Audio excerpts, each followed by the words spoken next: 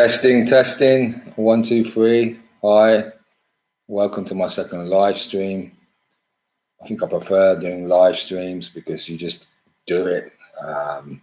Don't need to edit and all that stuff. I hope everyone can hear me. Hi, Ed. Hi, Jingles.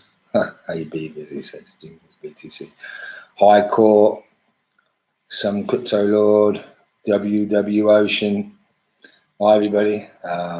11 viewers now, so, you know. I've not published slides on my Twitter. I'm not really interested in viewer accounts and stuff. I'm more interested in just getting the message out there and just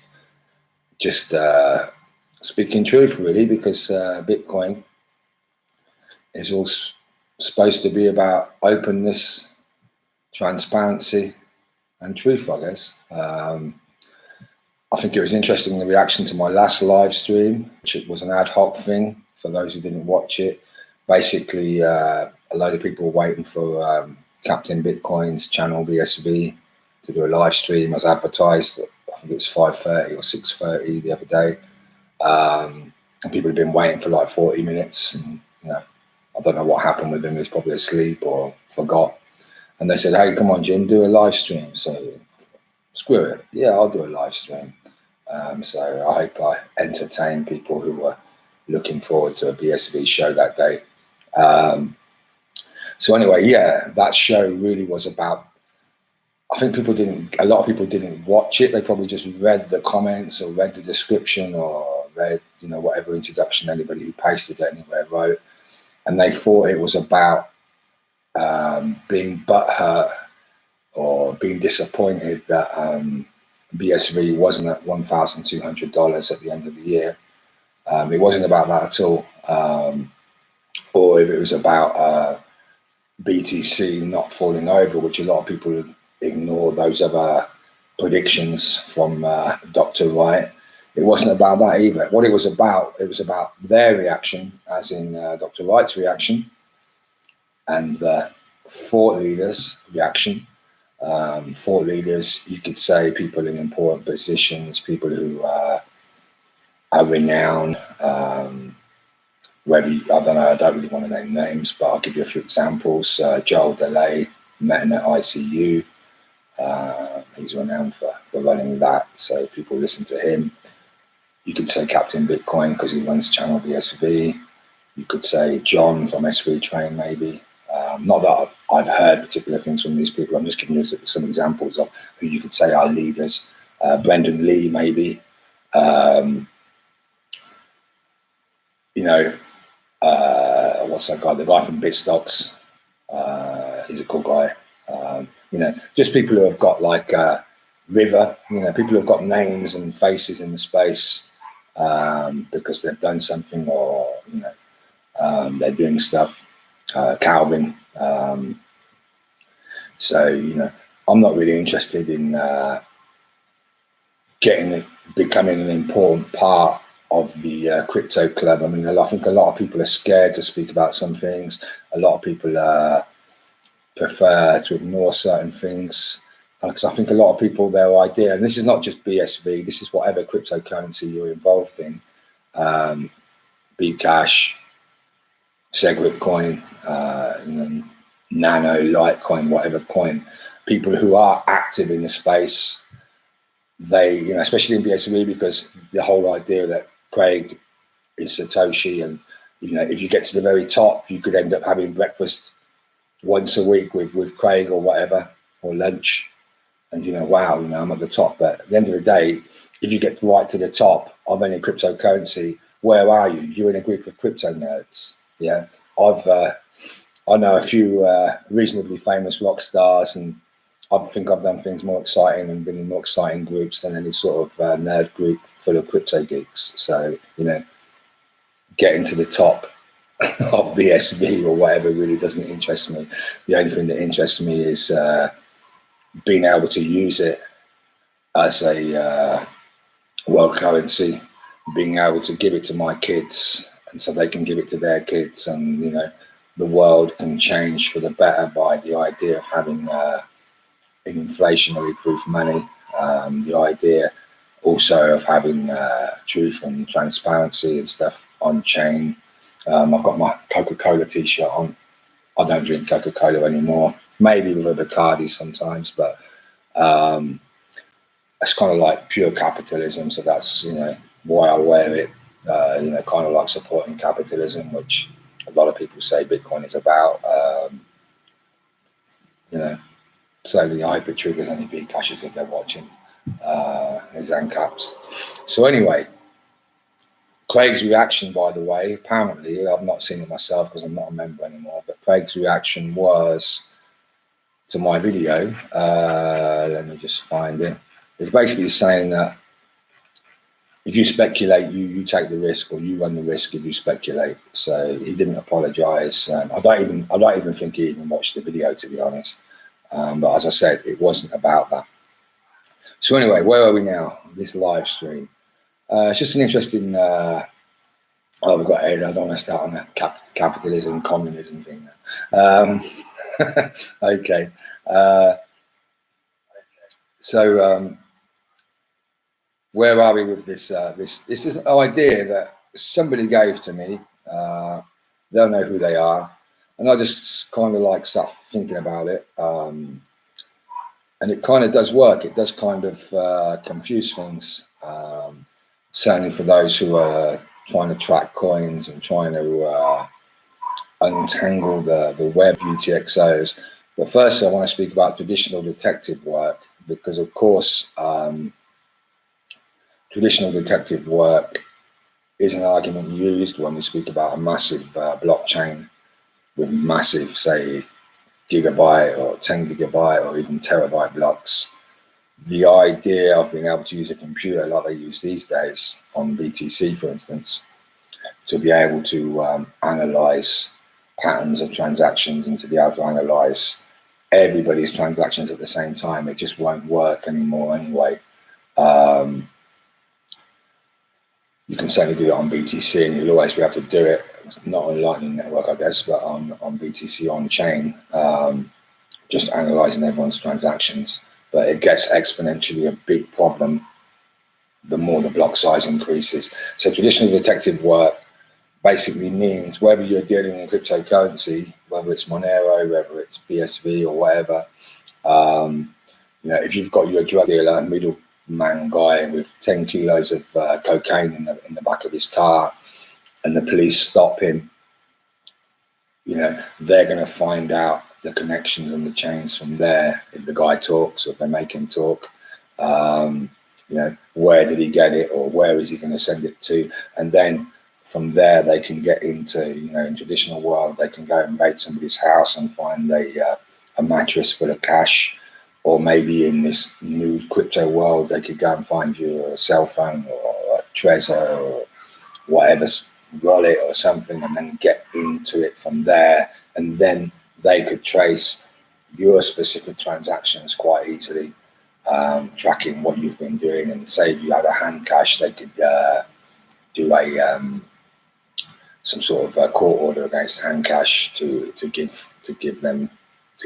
the authorities your information, as in your wallets and all the transactions that you've done, etc. So yeah, traditional detective work is always going to be a way of solving crimes, but there does seem to be an idea that everything on BSV, it's going to be hard to launder money. Well, I don't think it is, because this idea is quite interesting. So let me explain how it works. Basically, it's all to do with op return and miner fees. What happens is, if you think of a normal chain of transactions, it starts with a UTXO from the miner reward, which let's look at block 0, the Genesis block. There's a bug, or it's a feature in the code that doesn't load that first address as a UTXO, which is why it can't be spent. The Coinbase, which is what the Coinbase is, the block reward, which back then was 50 BTC, and the transaction fees, which in the Genesis block there wasn't any transactions, neither block 1, 2, 3. So it really was 50. So normally here's the UTXO, it's the transaction fees plus the block reward, and as we all know, the block reward halves every 4 years. The block reward right now is 12.5.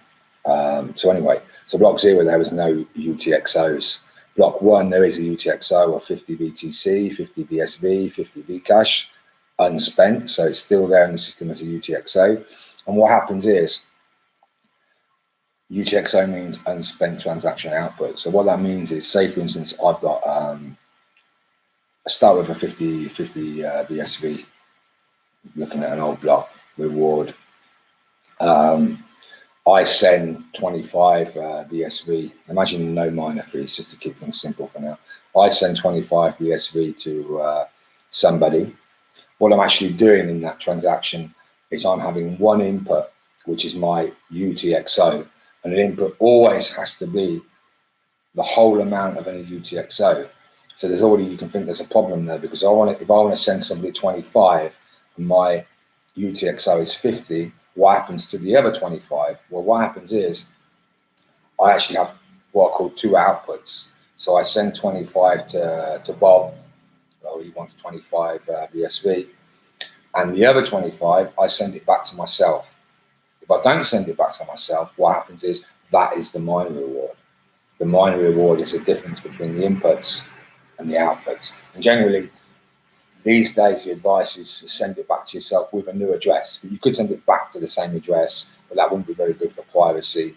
And also, there are sorts of handcash, and people at Electrum are speaking about things like for privacy. Remember, it's not anonymous Bitcoin. Privacy, it's private. What that means is you can trace things, but you don't know who they are associated with. So basically,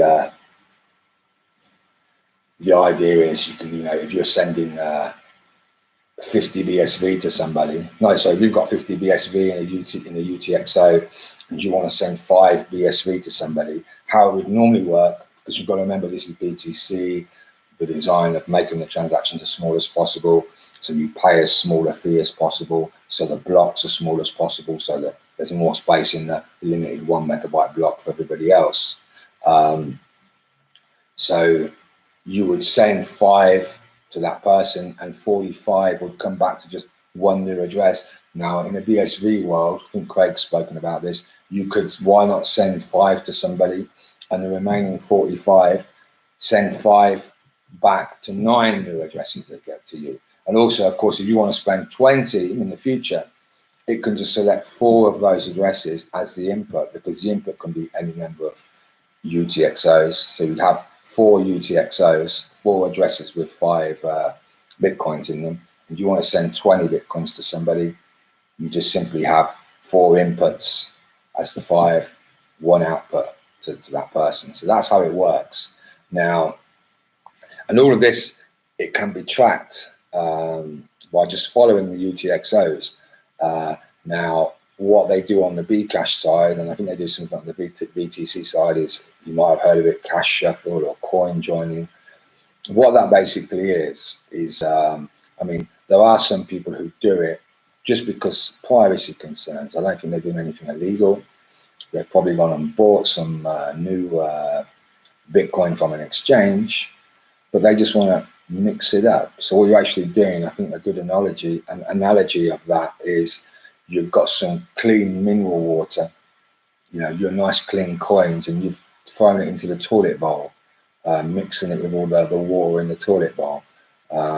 You can't put a glass in that toilet bowl and recover your nice clean mineral water again. You're going to get parts of your mineral water and all the dirty water from everybody else.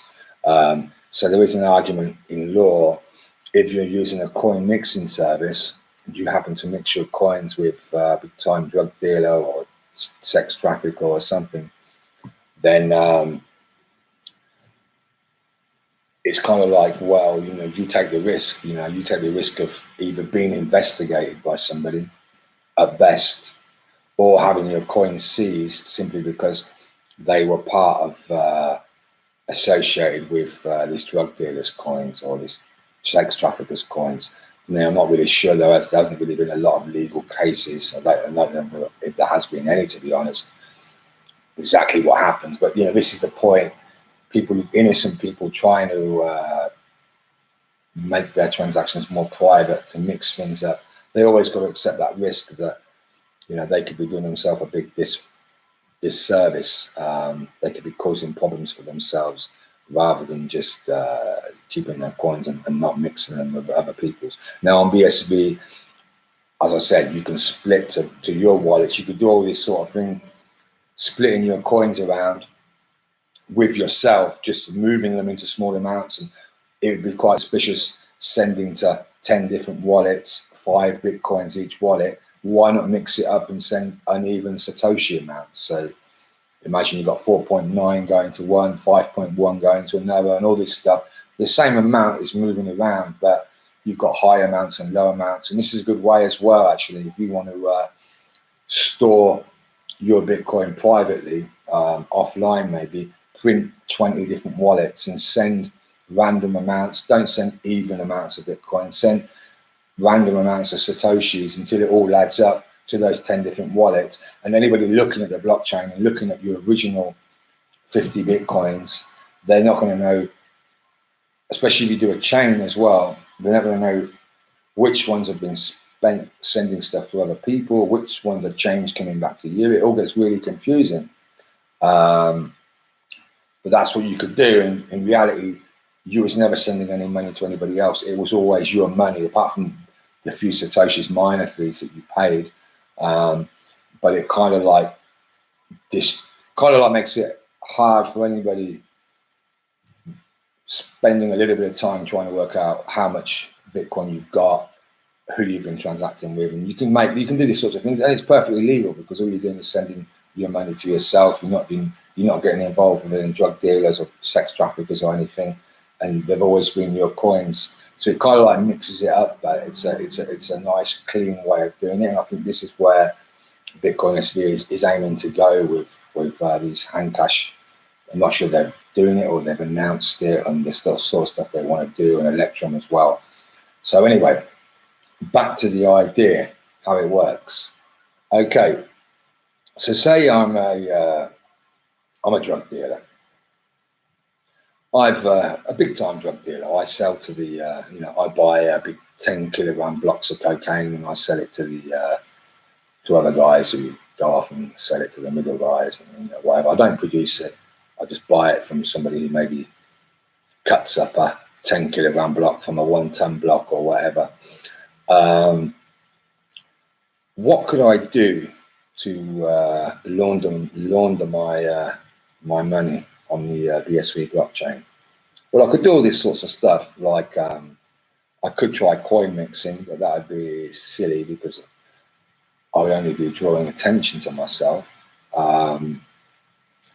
I could not launder, just run the risk of not being busted, or I could do what I just explained, split my money around between myself, but ultimately that can be pieced back together by following the UTXOs. How's about if I colluded with a miner or a few miners? Maybe I've got a few miner contacts. If I colluded with a miner saying, I'm going to give you a transaction that's got a, let's just start smaller, a 1 BSV fee.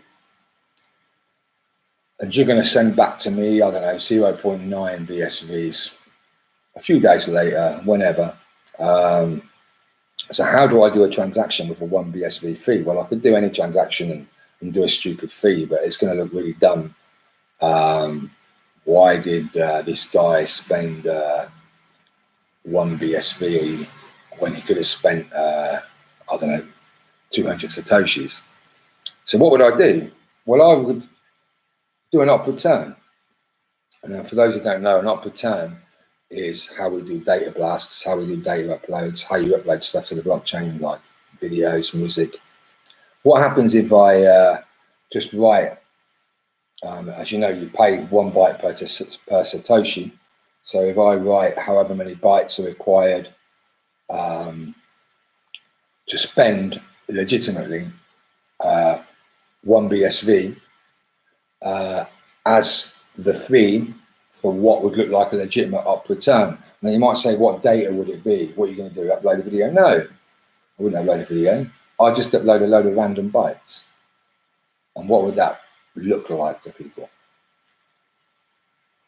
That would look like encrypted data, and that's what I could say. If anybody asks me, what is that? It's encrypted data. That's what it is. Now, if I was in the UK, which would be stupid to do this from the UK, the authorities could say to me, okay, give me your decryption keys.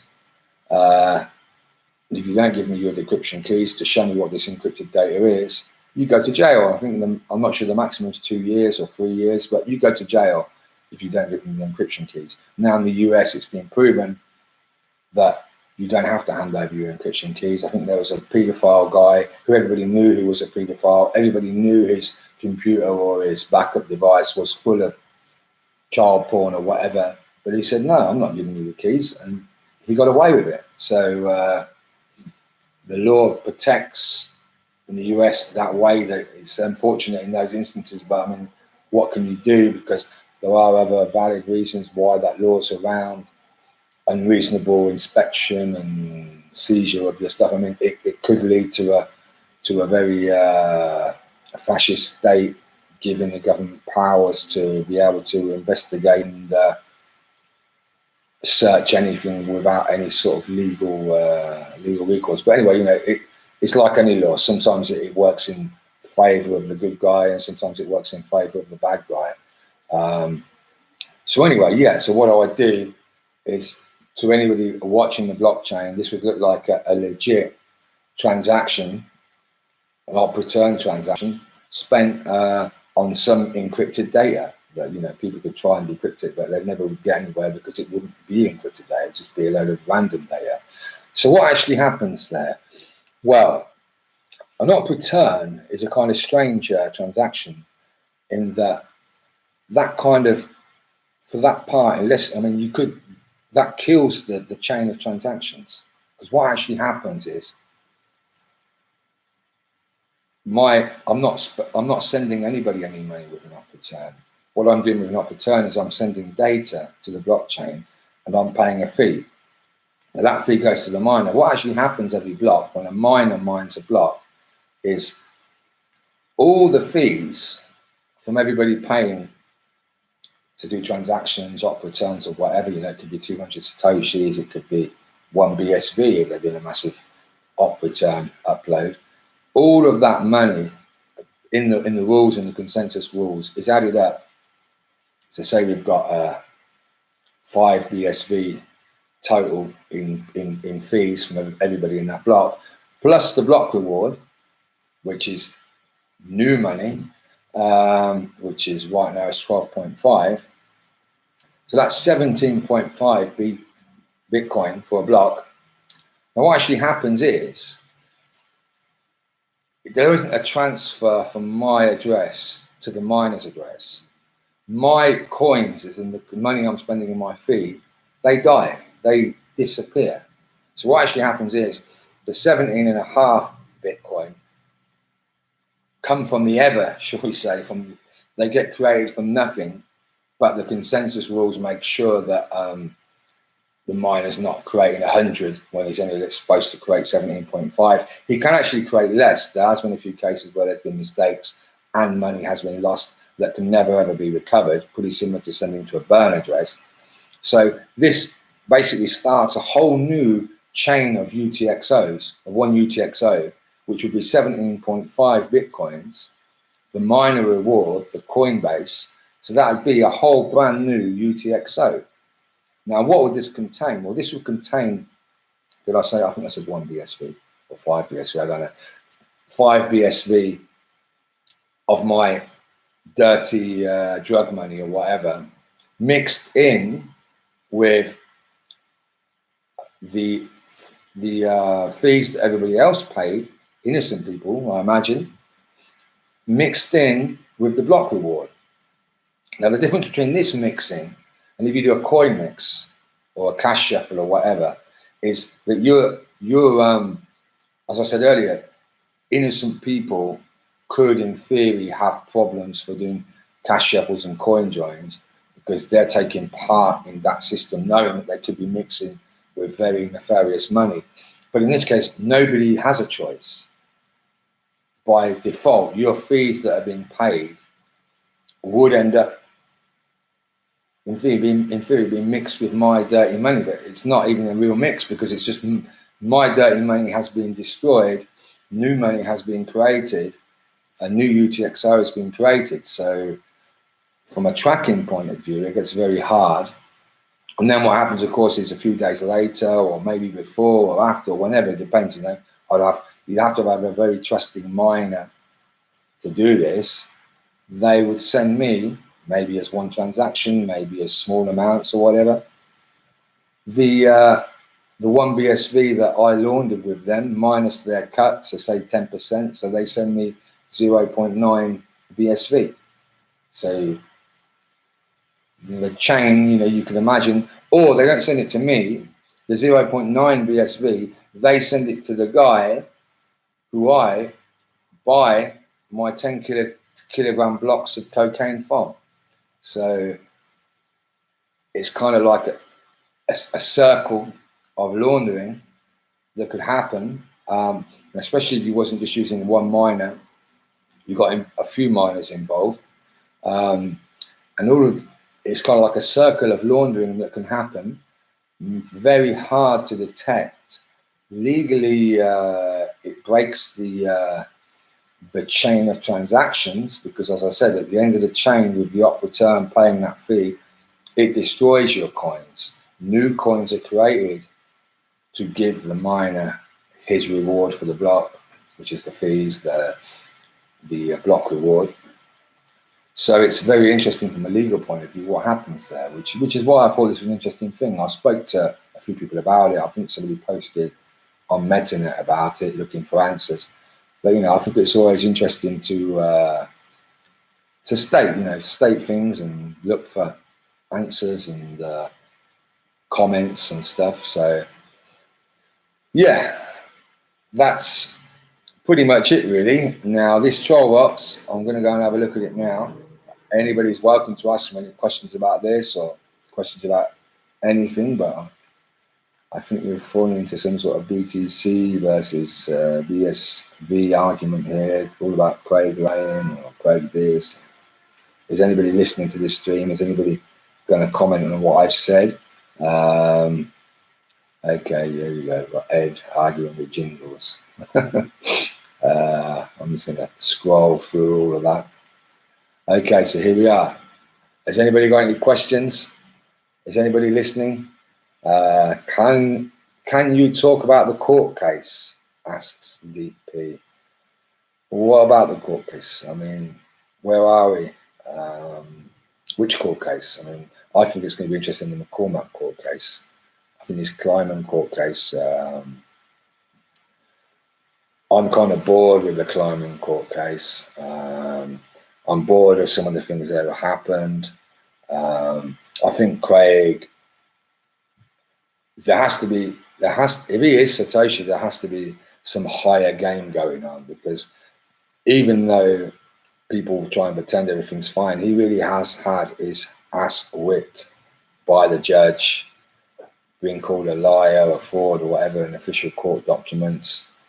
I mean, if he tried to make a worse job of people thinking he wasn't Satoshi, I don't think he could have done. I mean, unless that's his plan for some whatever reason. I mean, if he was fake Toshi, if he wasn't Satoshi, I think he could have done a better job in court and not had so many attacks done against him. So it's kind of like really strange. Now, what happens next? I think Andreas and Donopoulos is getting interviewed, and a few other people, but you know, it really is like Craig was saying. Calvin was saying that the court had decided that he was Satoshi. We know that's not true. The court has said it's not even judging on that. So who knows what's going to happen? Why is everything going against him in court? That's what DP asked. Well, because these documents that he's presented, and a lot of them they've said they are frauds or they look like frauds, and his argument is that some people have hacked him and changed documents and stuff. A lot of the things he said don't make sense. It's all there. Like I said, it's almost like he tried to convince the court that he was a liar and a fraud. Yeah, which seems pretty strange, but it has to be part of some bigger game. Otherwise, he's really stupid and he's going to find himself in a lot of trouble. A train passing.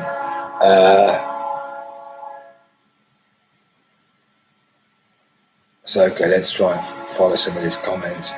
Ed asks, if I have some Bitcoins, I die. Those UTXOs are not going to change, but law can be made that miners can get those UTXOs, say 50 years after they haven't been spent. Oh yeah, that's because they can be assumed to be lost. Yeah, this is an argument that's been going around for a while.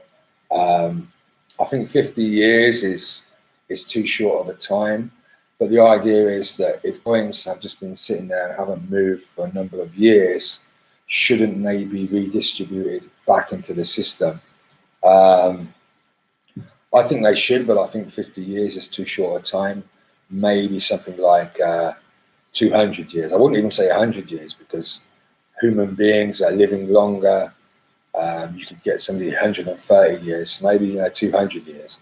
And also the redistribution is interesting. How would it happen? What does it mean? It goes back to adding to the count of mining rewards, so that it starts coming out as mining rewards again. How does that work? If you found 1,000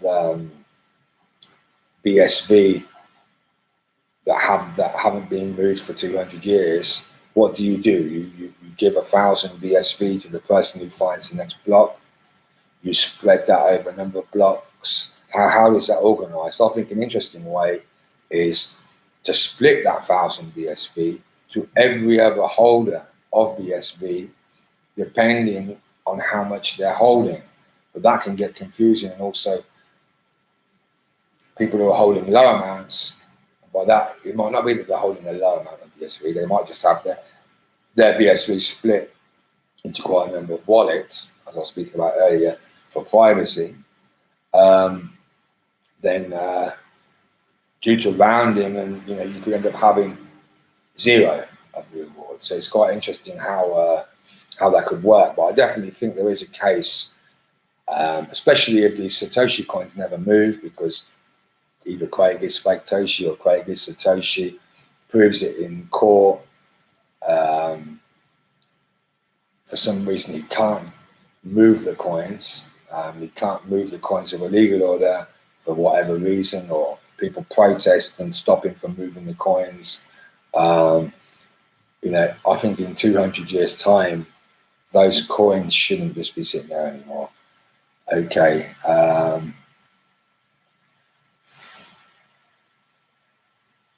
Let's carry on through the questions. Well, we have an interesting blog post. Back to the court thing.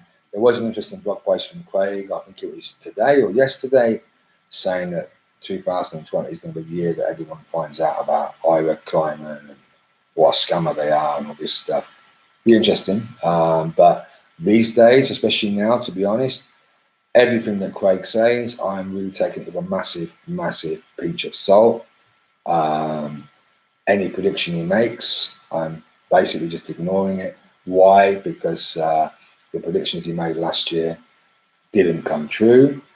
And not only that, the way he reacted to it. It's like if I believed that anything he predicted and it didn't happen, it's my fault. So, why should I bother wasting my time looking at your predictions, to be honest?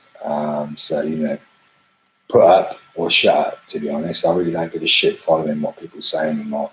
It's all about what people do.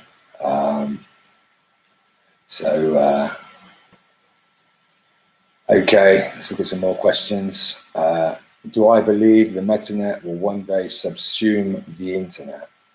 Okay, that's an interesting question. I've heard some things. I've been involved with some projects and stuff, and people who don't really know the tech saying things like, in a few years' time, we'll be able to host our entire website on chain, and all our data will be on chain, and this will save us money because we won't need to have any servers or anything. That's frankly wrong, to be honest. If you've got any sort of website, which, you know, it can be anything, but say you've got a list of people and you want to present this website to people quickly, sorting by filtering out males, sorting by age, sorting who's a non-smoker or a smoker or whatever, you know, imagine health records of people.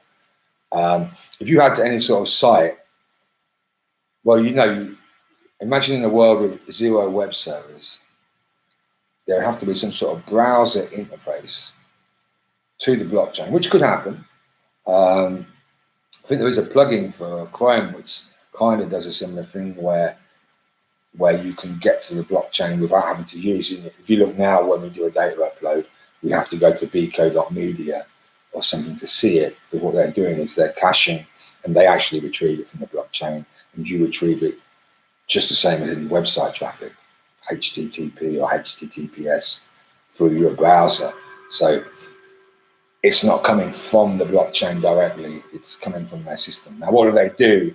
If it'd be very stupid if there was a popular video on the blockchain, and every time someone went to bco.media to watch that video, it went and got it from the blockchain. That would be done. We know the blockchain is immutable, so it's never going to change. So why wouldn't they get it once from the blockchain, cache it on their servers, and then just serve from the cache? That's what they do. So going back to my example, especially when you're dealing with data and stuff, it'd be really hard to make any sort of query, and it'd be really slow as well to say, I mean, I wouldn't even know how to think about doing it as well. Technically, it'd be really complicated. Saying on the blockchain or on MetaNet or however you want to call it, show me every female who lives in London, who smokes, who's 5 foot tall. Get me this list of these people now. I mean, this could be, I mean, how does it work? It would have to go through every single block. I mean, it just wouldn't be something that can happen quickly. So how would it really work? It would really work because you would still have to pay to have the infrastructure, to have a server, to have a database, to have all these things, because you would be caching this data. So you would actually be running a query on a database, which would be quick, like anything else off-chain, to identify these people. So that's how it works. So ultimately, when you think about this idea of on-chain, even having all of your data on-chain, you've really got to think about it as a glorified backup, because that's what it is. If you want to provide any sort of user experience accessing this data that is quick, then you need to have a caching layer. So that caching layer is the same cost as doing it off-chain in a database on a server. The nice thing about it is, if you design a system so perfect, Twetch isn't perfect. There are some things related to Twetch which are off-chain, but if you did it from the start perfectly, using encrypting profiles, using designed it perfectly, you could actually have a system where your whole data center could be wiped out, but you could rebuild your caching, because you'd never really have a real database. You'd rebuild your caching from just data in the blockchain and nothing else. If Twetch got wiped out, they would have to do a lot of the rebuilding of their caching, obviously from the blockchain, because it is there in the blockchain, but there are some things that they would have to have a backup of. If they didn't have a backup of, Twetch would be lost. All we'd have is tweets in the blockchain, because there are some things, I'm not sure exactly what things, but there are some things such as user profiles and certain interactions that are not actually stored in the blockchain. And it's going to be very hard now to retroactively do that, because imagine a simple case. There's some site where you click to like things. So I click something, I like it. I click this, I like it. I click that, I like it. If I've been using that site for a year, and say I've been doing 10 likes a day, that's 3,650 likes that I've done against whatever.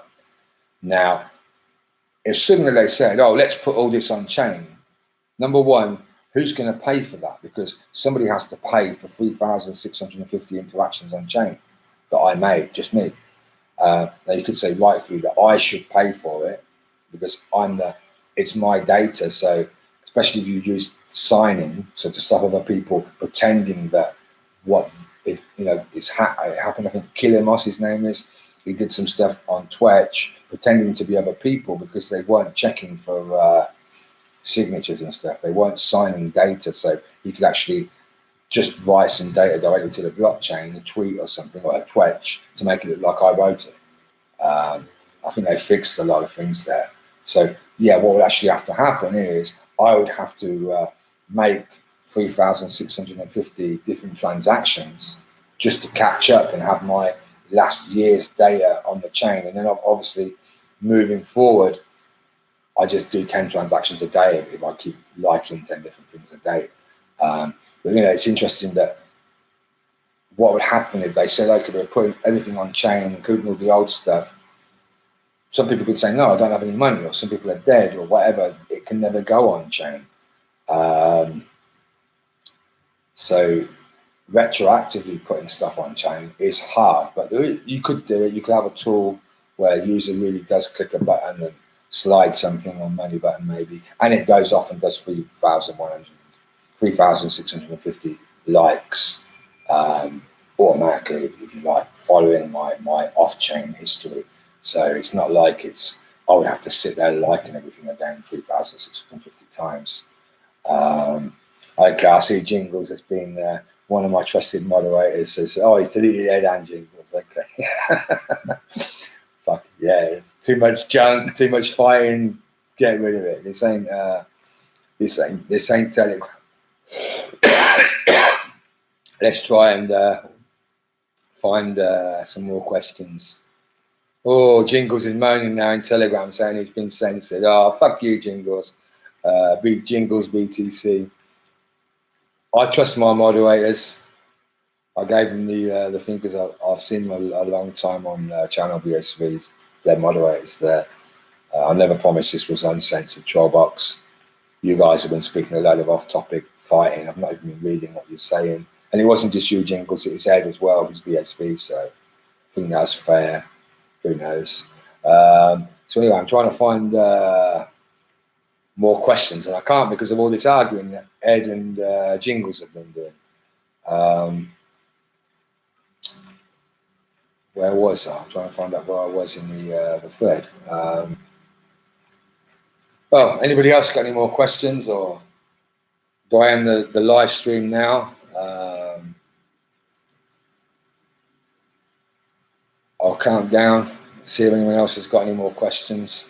Oh yeah, I'll speak about something else. Hayden Otto, Bcash, kind of like the Barbra Streisand effect has happened now. For those who don't know what the Barbra Streisand effect is, it was some singer back in the 90s. There was sounds silly now with Google Maps and everything, but there were some aerial photographs of her house. I think it was in Malibu, and she tried to get the photos of her house, for whatever reason, censored off of the internet. What actually happened was thousands of websites appeared sharing the photo. People started sharing it everywhere, well, everywhere you could, because back in the 90s, it wasn't like today with social media. But it blew up basically against her. I think the same thing's happening now with Hayden Otto of Bcash. He's done some dodgy stuff, fixing the numbers. This has been going on for a while for those who have been following it. Fixing some numbers regarding transaction volumes to make his business look better and to make Bcash look the most popular and all this stuff. And most people haven't really been following it. But it's kind of blown up recently because there was a post about it and the post got deleted and censored when it really shouldn't have been on the uncensored subreddit RBTC. And their argument is, oh, well, we saw it as part of some troll brigading campaign. And some people are saying, well, maybe they invented the troll brigading campaign as like a false flag to make it look like they had a valid reason to delete it. Because, I mean, Hayden is one of those special people now. He's got a green flag next to his name on RBTC. So, yeah, if he is being a liar and a fraud and fixing numbers or whatever, then to be honest, he's doing a great job of doing what any other leader in any other cryptocurrency is accused of doing. So maybe Hayden is destined to be a great leader if this is what he's doing, because whether it's Roger Ver, whether it's Alan Back, heck, we could even say whether it's Craig Wright, bearing in mind what a lot of the stuff that the judge has said, lying and stuff. Maybe Hayden's got it in him to be a great leader in Bcash, if that's what he's doing. It certainly is. It looks like it. It's on chain. You can see that on chain, the transaction counts are not what Hayden says they are, and everyone knows how much I love Hayden. So there we go. What predictions did Craig Wright make that didn't come true? Okay. Well, the one that everyone knows, of course, is the 1,200 end of year. There is another one. The BTC will be dead in 2019. It's not going to, there was another one. I'm trying to think.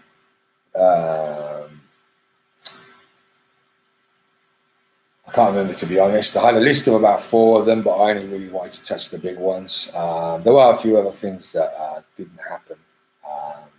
So it's not like just that one thing, but as I said, it wasn't really about the predictions not coming true. It was more about the reaction, because there are some very important predictions that we're all expecting to come true, and if this is how we react on these little predictions, I kind of worry about the big predictions if they don't come true. Of course, the big prediction is that Craig is going to be proven to be Satoshi. Now, there is 2 predictions there. One is in law, and now, if it happens correctly, how I want it to happen is I wanted to prove it in law that he's Satoshi Nakamoto. I want a judge to go and make an order on BTC, on Bcash, and on BSV, because we shouldn't do anything on BSV just because somebody important says, hey, let's do this. I'd like to see a judge's order saying this guy, Craig Wright, gets all this money, all the Satoshi coins. Now, of course, BTC and Bcash especially, but even some in BSV, I hope, will be saying, hey, that's not right. It needs not your keys, not your coin, and all this stuff.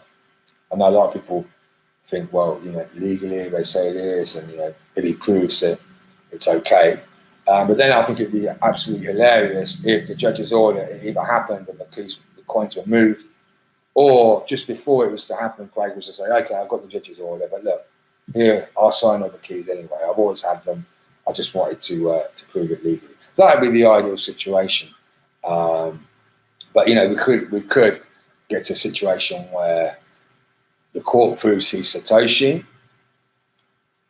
The court doesn't make any court order to move the coins, maybe. I don't know, or he doesn't win one or whatever. What happens there? Do the BSV people say, well, okay, well, the court said it was Satoshi. There's no order. Let's just give him the coins. I wouldn't like that, because I'd like the idea to be that everyone's treated fairly, everyone's treated the same.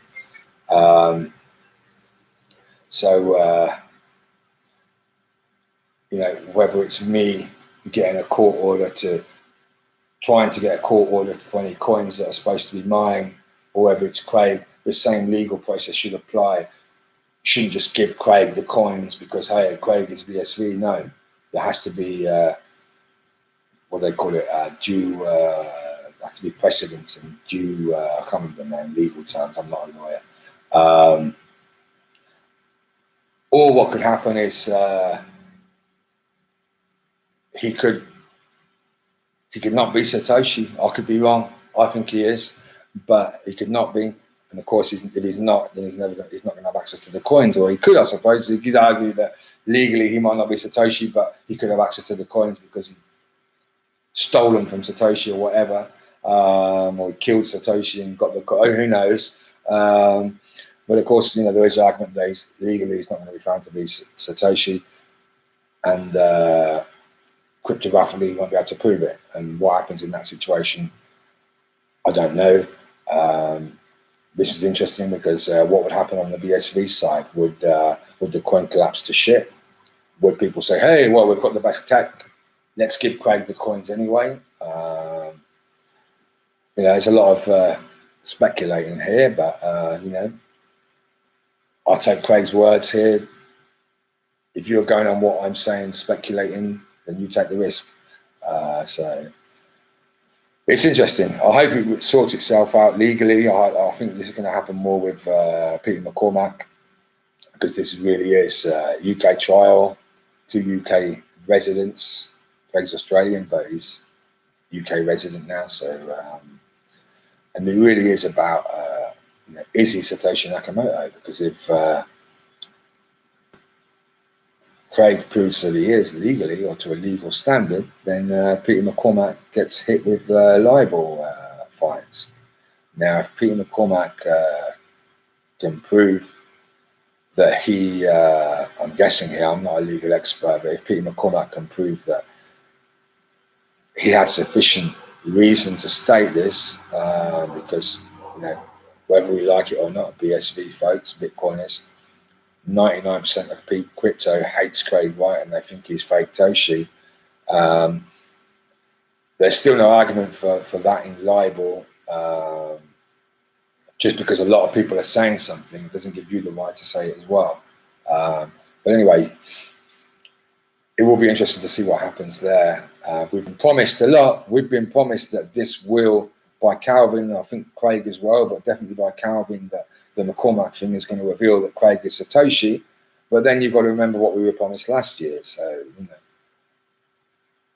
what can we do? What can we say? It's more interesting in the reactions. This is why it was interesting, the reaction from the predictions last year, how we've reacted individually, how we've reacted as a space, and how some of our thought leaders have tried to get us to react. Because remember, you don't have to follow any of these thought leaders. You don't have to follow Craig. You don't have to follow Joel. You don't have to follow Shadows. I personally would follow Shadows. I think he's a great dad. He's a smart guy. You don't have to follow Calvin. You don't have to follow Joel Delay. You don't have to follow Brendan Lee. You don't have to follow what any of these people are saying, because you're independent. And that's what it's all about, Bitcoin. You don't have to follow me. You don't have to follow anybody. You make up your own minds, make up your own ideas. So, the idea of there being some sort of official narrative is stupid, because there is nothing official in crypto. There is no, you could argue, well, N-Chain maybe is sort of official. Well, no, they're only in that position because we've got Bitcoin SV, we've got one node software. Somebody else could come along tomorrow. I really hope they would. I hope that, if it gets sussed out that, okay, Craig is Satoshi, he's proven he's Satoshi, BTC, Bcash are going to hell, I would hope that Adam Back would come along with his Blockstream team and make a computing node software. I hope that Roger Ver would go and get some of those Bcash boys and make another competing node software.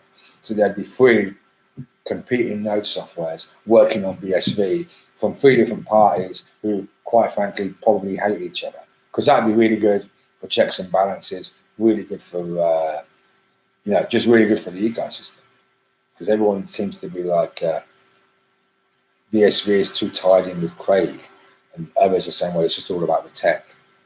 Not about the people, but I think it's a mix, and it depends whether you're looking at it politically or technologically. There's a mix there. It's not so black and white. I think it'd be great to have so many people. But I just seen great questions. From Cincinnati Jack, so I want to see what the question is. Let me try and follow this. Okay, let's start from the delete. Stop deleting, please. Done trolling. It's just distracting.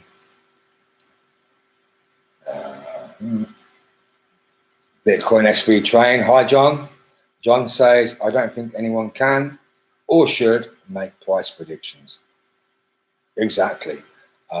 Why would Craig Wright be an expert at price predictions if he was Satoshi Nakamoto? I mean, even Warren Buffett is wrong sometimes. I don't think Warren sits there making price predictions.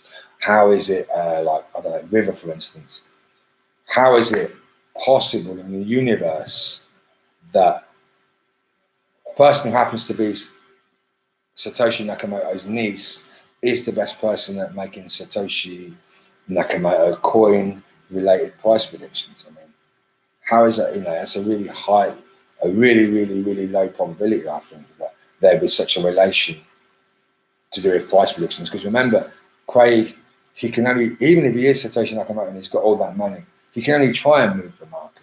And we haven't seen any of those coins being moved. So directly influencing it that way by moving, he's not doing it. So how does he know what it's going to do, and how, you know, why, you know, the probabilities a little, you know, it just doesn't make sense to me.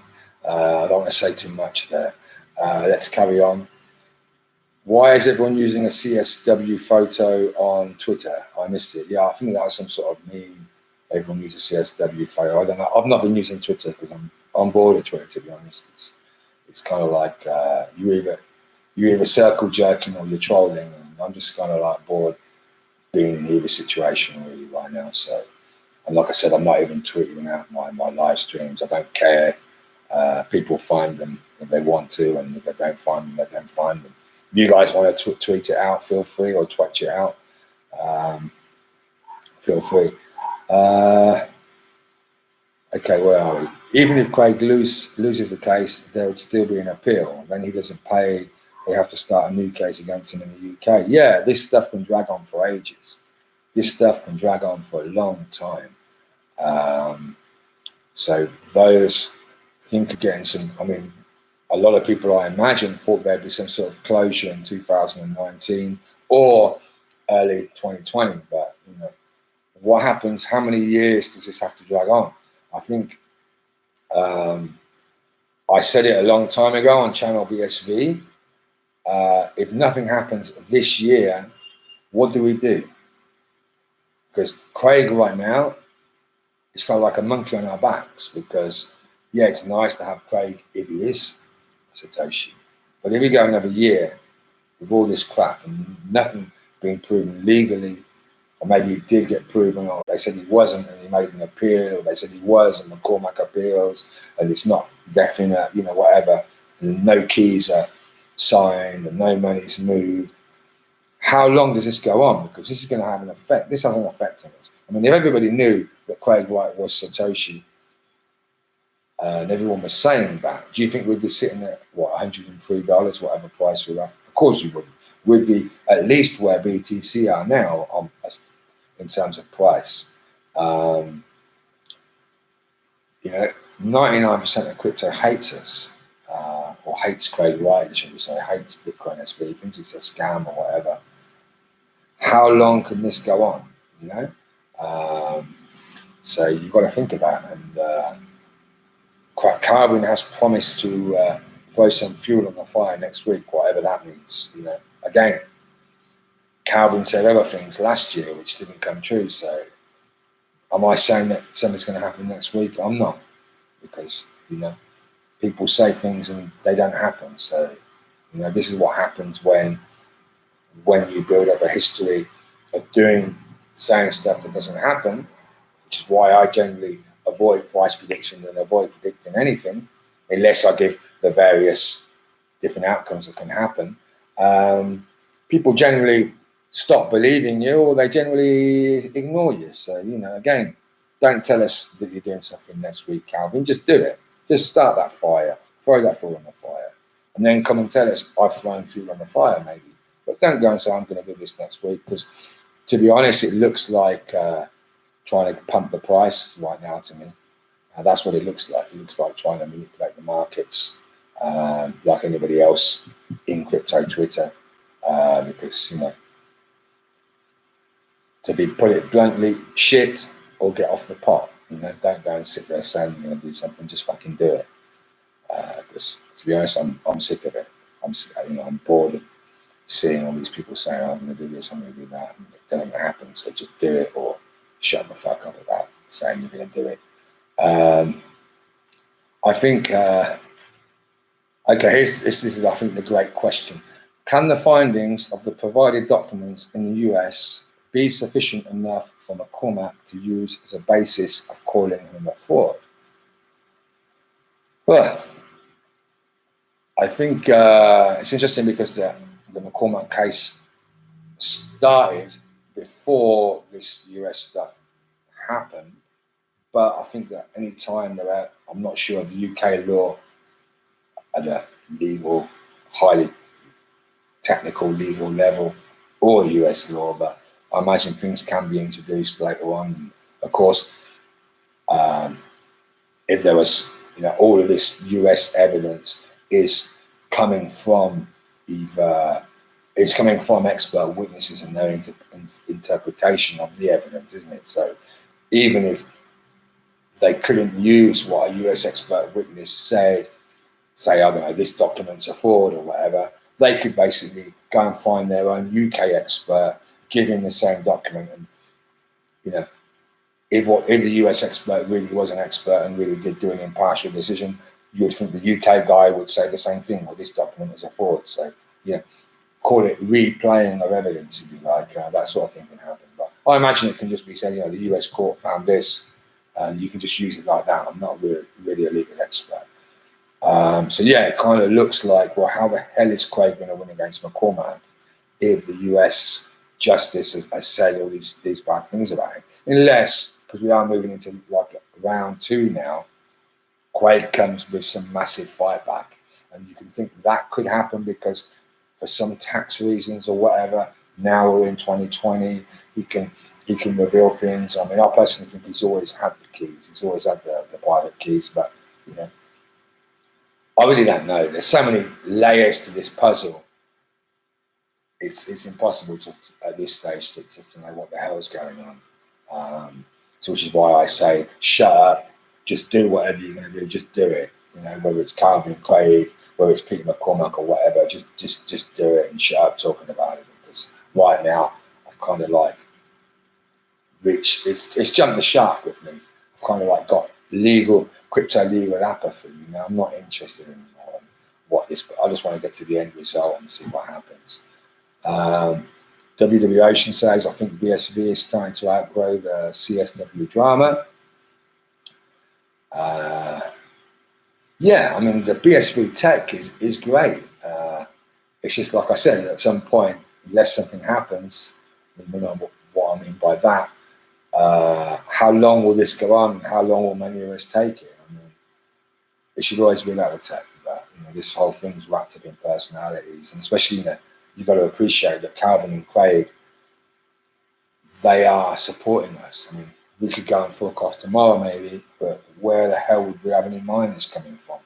And also, will we be able to fork off? Will there be patent issues or copyright issues and licensing issues from the software how it is now, and the chain how it is now? What do we do? Us big blockers, we were sick of this. That's it. We're sick of it. What do? We go back to the Bcash code base and fork off from there. I mean, there's no way I'd ever go back to using Bcash, and there's no other way I'd ever go back to using BTC. I'm a big blocker. I'm not a nano blocker. I'm not a tiny 2 megabyte Bcash blocker. I'm with the most basic reason that I am a BSV supporter is big blocks. And that's ultimately what it comes down to. There are, of course, a lot of other things that I like. I like the idea of cleaning up the coin, getting rid of all these ANCAPs and stuff. But ultimately, if there was some sort of big block quasi Monero version of BSV,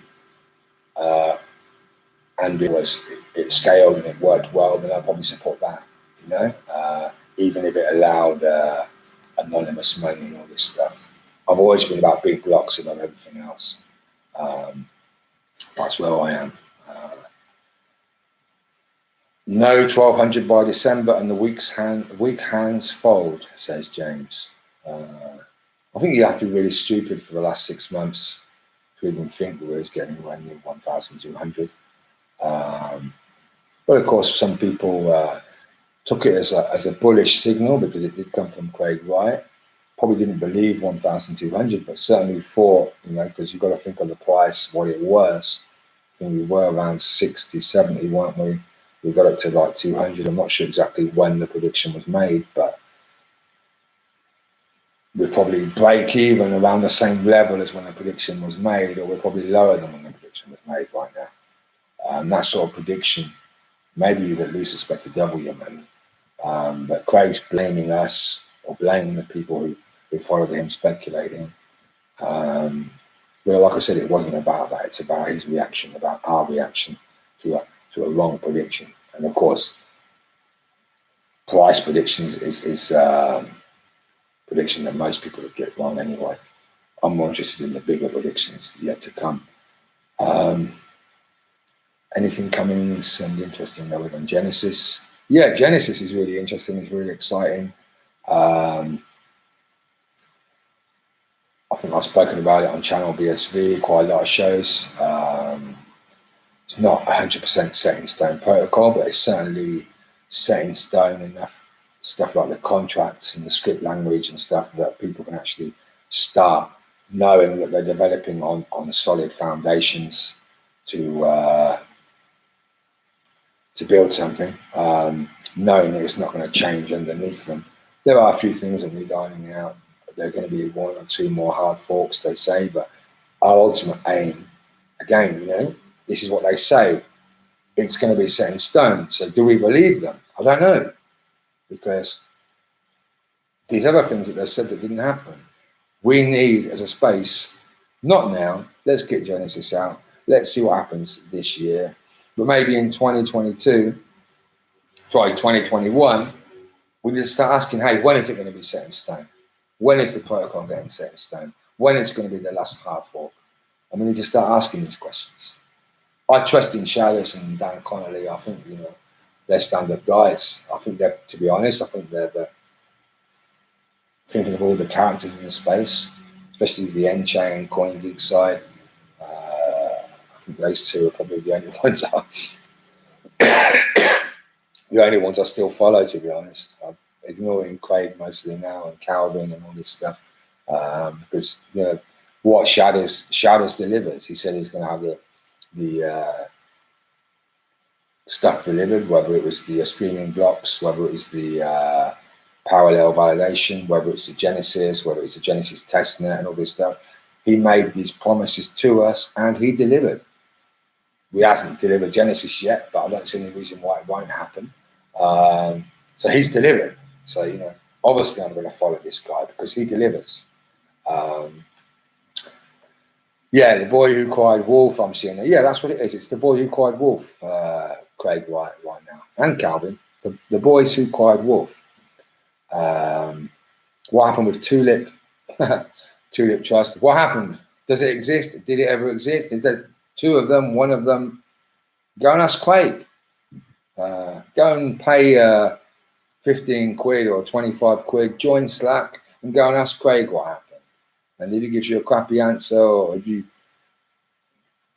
don't get your question answered, then well, you just spent money and for the promise of truth and transparency and openness, which is how MetaNet as a technology is supposed to be, and maybe you didn't get that.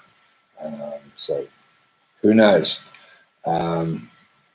Craig doesn't realize how complicated he makes his life.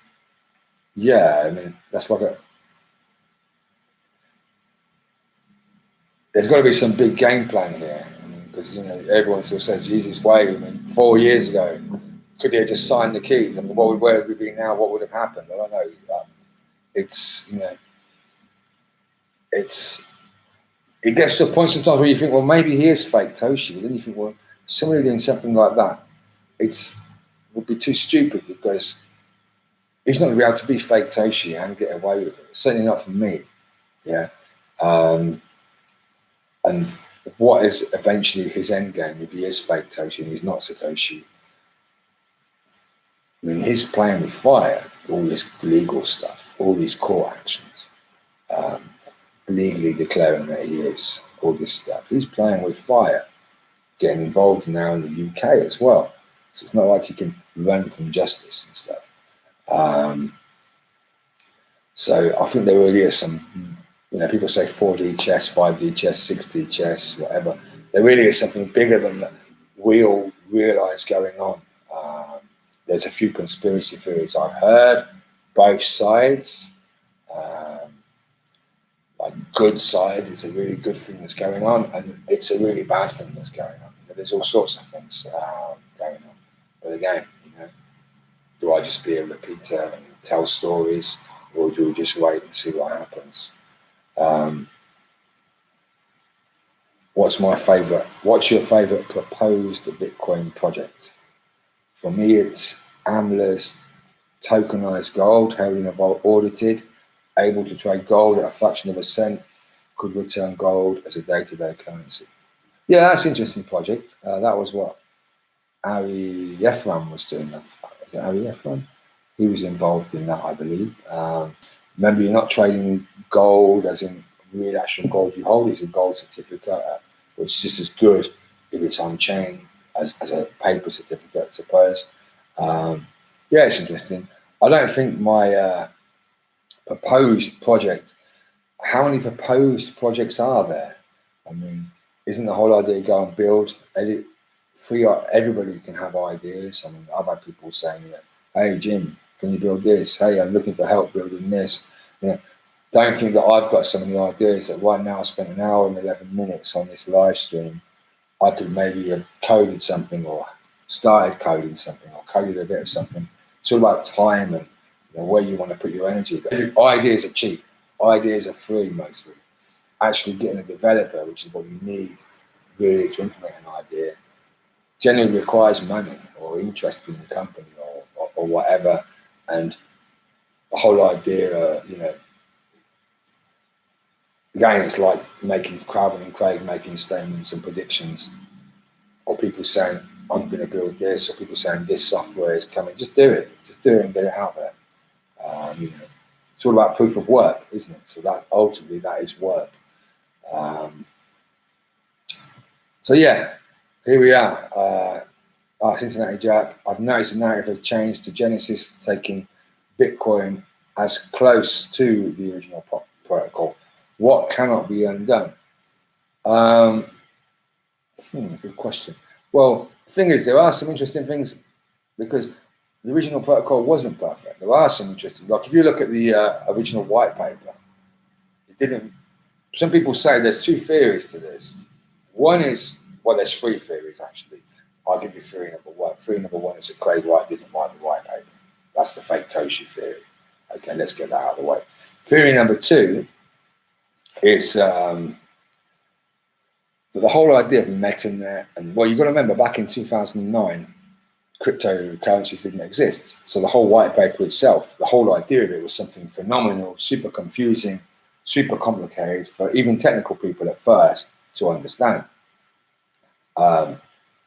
Certainly since then, well, the white paper it's always has been the same, of course, since it was made. But people's understanding and people opening their eyes and realizing that this is working. People back in the old days, I remember when on BTC when you could send Bitcoin around, but spending fractions of a cent in transaction fees, like BSV today, not like BTC nowadays.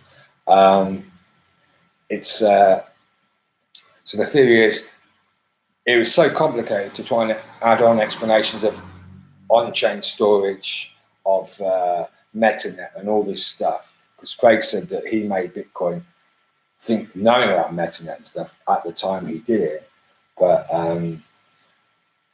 just trying to get all that into a document, you probably end up with a 50-page white paper, a 100-page white paper. And it'd be so complicated and confusing that nobody really know what the hell it was. So just get the basic thing working, get the basic idea of a cryptocurrency, cheap, the properties that BTC, Bcash, and Bitcoin were always supposed to have. I think Bcash probably is the only one doing it now alongside ourselves in providing a way of sending money around really cheaply. So that's the second theory. And the third theory is that it started off with this idea, peer-to-peer electronic cash system, but because of what's happened in the scambling markets with all these shit coins and all this other stuff,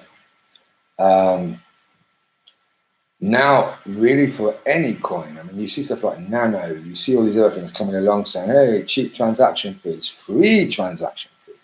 You can send money here, there, everywhere without paying anything in transaction fees. However it works, whether it scales or not, there's so much competition there now in that thing. And look at Bcash,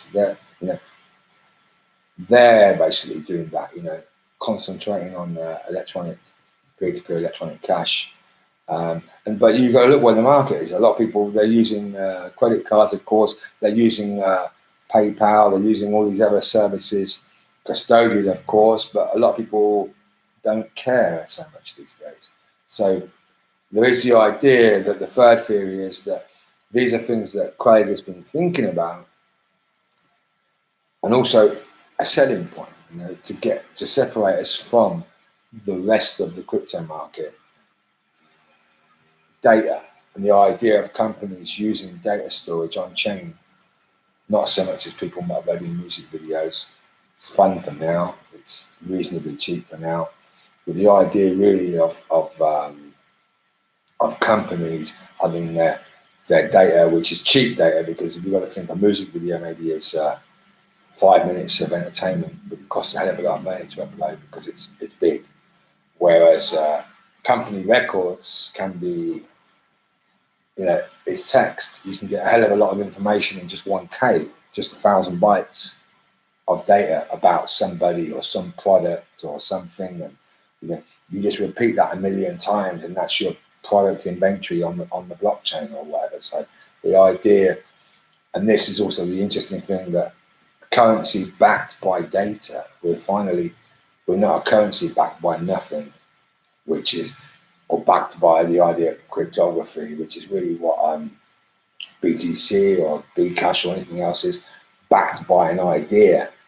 We'd actually be backed by people's values for something, so people's data, how much people spent to save that data. So I see Jingles is back, and I think it's a second account, but leave him alone as long as he doesn't start arguing with everybody. Is the protocol being set in stone, and will it really be? Let me see. I've not missed anything. No. Yeah, the protocol. They say. This is what I'm saying. They say, because they told us in 2019 that what's supposed to happen, that didn't happen. So let's concentrate on what they do. But this is an important question. I think it will be. It's almost set. It will almost be set in stone with Genesis. Certainly enough to build on. I already covered that, so I'll carry on. Yeah, John from the Bitcoin SV train says he thinks the only changes after Genesis will be security tweaks. CS, in my humble opinion, set in stone could only happen in two ways. So much is beyond BSV, it would be impossible to change, as miners will see so much fees and wouldn't risk it. Two, courts define exactly what Bitcoin is. Yeah, that's interesting. Also, you've got to think that even if we got set in stone right now, or at Genesis, say there's a hard fork 1 month after Genesis, that's it, we're set in stone. I've mentioned this to Craig and to Shadows. At some point in time, we're going to need to do a security upgrade to change the YPMD, SHA-256, stuff to do with the public and private keys. Now that could be done as like a flag option. It should be done. So in the future, maybe certainly not in our generation, maybe in 200, 300 years' time, when people say that, hey, this security that for private keys that Bitcoin uses is starting to get weak, it might be broken in 50 years. Okay, let's upgrade. We should have the code already in place to do that. Why? Because I don't want a situation like what happened when Satoshi disappeared. Left the comment saying this is 1 megabyte block size, is temporarily, but everyone ignored it. Because what could happen is you could have the bad forces coming back saying, okay, yeah, let's do this. And let's also put in this cool idea. Let's also add this feature. And that is where you start to break what has been set in stone. And that is where you start to introduce things that could ruin everything. So, we should know exactly what set in stone means. We should teach our kids who should teach their kids, and to know that at some point in the future, this is going to happen. We're going to need to upgrade the security, and this is how it happens. It's already done. No, don't take any gifts. Don't take any cool ideas or any cool things, because remember the infamous 1 megabyte block size debate and everything that came from that. So yes, it comes into work just about Jingles, do you agree with the notion that community gets to decide what Bitcoin is? I'm not getting into arguments, I'm listening to Jimmy, says Jingles. Well done, Jingles. Finally. Okay, I think this is it, to be honest. 1 hour, 20 minutes in.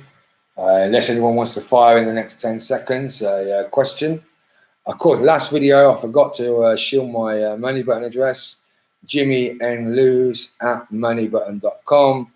Please click down below, subscribe, like, or hate, or whatever you thought of this video.